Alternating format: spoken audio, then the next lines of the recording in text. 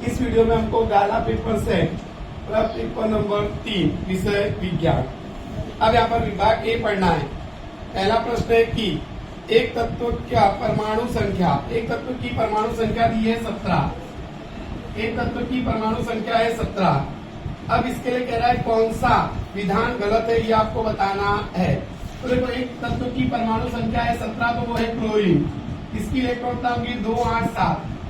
अब इसमें पहला विधान दिया है कि ए बराबर की उसकी इलेक्ट्रॉन रचना है 2, 8, 7, तो वो कथन सत्य है, क्योंकि हमको असत्य वाला बताना है। तो यहाँ पर ये कथन सत्य है। बी कह रहा है कि ये अधातु तत्व है, वो भी कथन सत्य है। अब सी कह रहा है कि ये 7वें समूह में आया हुआ है, तो ये कथन असत्य है। तो यहाँ पर हमको एक तत्व की परमाणु संख्या 17 है और उसके लिए हमको असत्य कथन बताना है, तो वो आएगा हमारा सी। और वो आएगा कि वह तत्व 7वें समूह में आया है, वो कथन असत्य है, क्योंकि वो 70वें में आया है, 7वें में आया है नहीं। इसलिए ये सी वाला जो कथन है वो कैसा है, असत्य। तो हमको लिखने का कि वह समूह 7 में आया है, समूह 7 में आया है, ये हमारा सही विकल्प होगा। अगला है शुक्राणु द्वारा अंडाणु का फलन किस में होता है? तो शुक्राणु द्वारा अंडाणु का फलन अंडवाहिका में होता है, तो सी आएगा अंडवाहिका। अंडवाहिका में फलन होता है।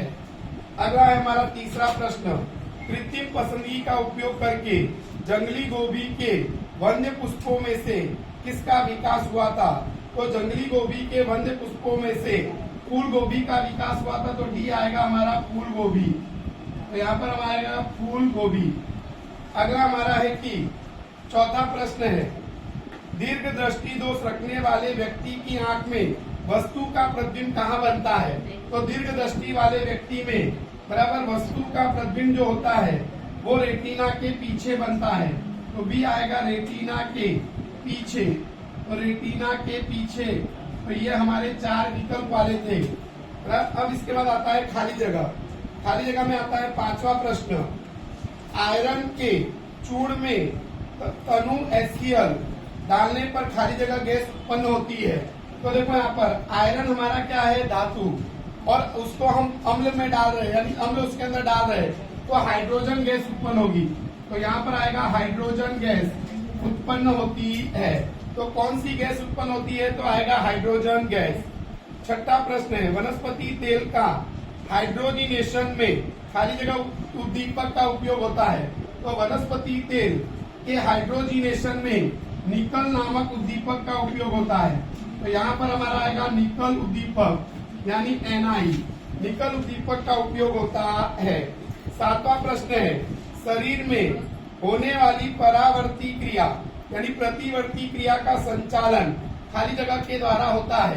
तो शरीर के अंदर जो हमारी प्रतिवर्ती क्रिया होती है उसका संचालन किसके द्वारा होता है? तो मेरुरज्जु, मेरुरज्जु के द्वारा, और मस्तिष्क के साथ के द्वारा होता है। पर सक्रिय भाग कौन लेता है? तो मेरुरज्जु। तो मेरुरज्जु के द्वारा उसका संचालन होता है। 8वां प्रश्न है, दो अलग अलग प्राणियों में ऐसे अंग जो अलग अलग कार्य करते हो परंतु उनकी रचना और उत्पत्ति क्या हो, समान हो, तो ऐसे अंगों को खाली जगह कहते हैं। तो रचना और उत्पत्ति समान है, इसलिए आएगा समजात अंग। कार्य कैसा करते हैं? अलग अलग, इसलिए उत्तर आएगा हमारा समजात अंग। अब हमारा जो बाकी के 4 प्रश्न है वो है सत्य असत्य वाले, यानी आपको सत्य असत्य बताना है। तो यहाँ पर 9वां जो है, 9वां है कि एथेनॉल का निर्जलीकरण से प्रोपीन बनता है, तो ये कथन असत्य है, असत्य है, क्योंकि एथेनॉल में 2 कार्बन होते हैं और प्रोपीन में होते हैं 3। इसलिए क्या होगा कि निर्जलीकरण में पानी का अणु दूर होता है, इसलिए बराबर प्रोपीन बनेगा नहीं।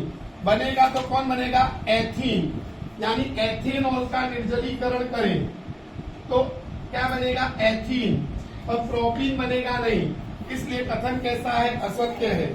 अगला है 10वां, थायरोक्सिन अंतःस्राव के संश्लेषण के लिए आयोडीन की आवश्यकता होती है, तो ये कथन सत्य है, क्योंकि थायरोक्सिन अंतःस्राव आयोडीन का बना होता है, इसलिए उसके संश्लेषण में आयोडीन की आवश्यकता होती है। 11वां प्रश्न है कि किसी भी प्रकार के दर्पण अथवा लेंस हमेशा आभासी प्रतिबिंब बनाते हैं, तो ये जरूरी नहीं है, इसलिए ये कथन असत्य है। ये कथन असत्य है। 12वां प्रश्न है, उत्पादक की अपेक्षा उपभोक्ता सजीवों की संख्या हमेशा अधिक होती है, तो ये कथन भी असत्य है, क्योंकि उत्पादक की संख्या ज्यादा होती है और उपभोक्ता की संख्या जैसे जैसे नीचे से हम ऊपर जाएंगे वैसे वैसे उनकी संख्या घटती है। इसलिए संख्या किसकी ज्यादा है कि उत्पादक की, उपभोक्ता की संख्या ज्यादा है नहीं, इसलिए ये कथन भी कैसा है, असत्य। 13वां प्रश्न है, 13 से 16 तक हमारे को एक वाक्य में अथवा तो बराबर एक शब्द में उत्तर देना है।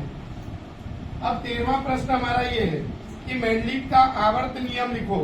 तो मेंडलीव का आवर्त नियम क्या था कि तत्वों के गुणधर्म उनके परमाणु द्रव्यमान के आवर्त फलन में होते हैं। तो हमारे को लिखने का कि तत्वों के गुणधर्म बराबर उनके परमाणु द्रव्यमान के आवर्त फलन में होते हैं। 14वां प्रश्न है, सौर ऊर्जा पर आधारित दो साधनों के नाम लिखने हैं। तो सौर कुकर और सौर सेल। तो हमको कह रहा है सौर ऊर्जा पर चलने वाले दो साधनों के नाम लिखो। तो सौर कुकर और सौर सेल। 15वां प्रश्न है, विद्युत परिपथ में परिपथ का प्रतिरोध बदलने के लिए उपयोगी साधन को क्या कहते हैं? विद्युत परिपथ में परिपथ के प्रतिरोध को बदलने के लिए उपयोगी साधन को क्या कहते हैं? तो प्रतिरोधक, उसको कहते हैं प्रतिरोधक। तो यहाँ पर उत्तर आएगा प्रतिरोधक। 16वां प्रश्न है, जैव विविधता के संरक्षण का मुख्य उद्देश्य क्या है? तो जैव विविधता के संरक्षण का मुख्य उद्देश्य है पर्यावरण का संतुलन बनाए रखना। पर्यावरण का संतुलन बनाए रखना और पर्यावरण का संतुलन बनाए रखना और जैव विविधता का संरक्षण करना। जैव विविधता का संरक्षण करना, ये जैव विविधता के संरक्षण का मुख्य उद्देश्य है।